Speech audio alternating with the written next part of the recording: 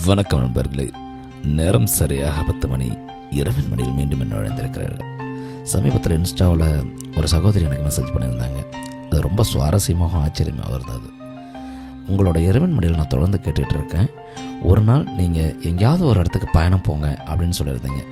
அதை கேட்டு எனக்குள்ளே ஒரு தைரியத்தை வர வச்சுட்டு நான் ஒரு நாள் காலையில் கிளம்பி என்னோடய வீட்டு வேலையெல்லாம் முடிச்சுட்டு எங்கே பயணம் பண்ணுறதுனே தெரியாமல் ஒரு பஸ் ஏறி எங்கேயோ ஒரு இடத்துக்கு பயணம் போயிட்டு அந்த நாள் முழுக்க எனக்கான நாளாக நான் எடுத்துக்கிட்டேன் அப்படின்னு சொல்லியிருந்தாங்க.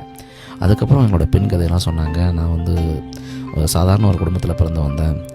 காதல் பண்ணி தான் ஒருத்தர் கல்யாணம் பண்ணிவிட்டேன். கல்யாணத்துக்கப்புறம் என்னோடய அனைத்து சுதந்திரம் பறிபோனதை என்னால் உணர முடிஞ்சது.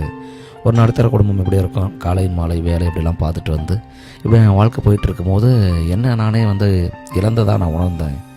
அப்போ தான் இந்த நேரத்தில் எனக்கு உங்களோட பதிவு கிடைச்சிது. அப்போ நான் ஒரு பயணம் பண்ணி போனேன். எனக்கு உண்மையாலுமே என்னுடைய பழைய நினைவுகள் எனக்கு திரும்பிச்சு, என்னோடய சுதந்திரம் எனக்கு கிடைச்சதாக உணர்ந்தேன் அப்படின்னு சொல்லியிருந்தாங்க. இதை எனக்கு கேட்கும்போது உண்மையாலுமே அவ்வளோ சந்தோஷமாக இருந்தது. ஏன்னா நிறைய பேர் என்கிட்ட சொல்லுவாங்க. எல்லாத்தையும் தாண்டி ஒருத்தர் நான் உங்கள் மூலமாக நான் அந்த இடத்துக்கு போயிட்டு வந்தேன் அப்படின்னு கிடைச்சது எனக்கு கிடைத்த ஒரு மிகப்பெரிய பாராட்டாகவும் வரமாகவும் நான் பார்க்குறேன். பெரும்பாலும் நான் பாராட்டை நான் எதிர்பார்க்குறதில்ல, இருந்தாலும் இது எனக்கு கிடைச்ச ஒரு மிகப்பெரிய பாராட்டை நான் பார்க்குறேன். அந்த மாதிரியான சூழல் உண்மையாலுமே எனக்கு ரொம்ப ஒரு சந்தோஷமாக இருந்தது.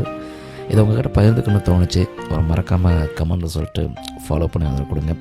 மீண்டும் நாளை இதே நேரம் இதே சந்திப்போம், தொடர்ந்து பேசுவோம். நன்றி நண்பர்களே.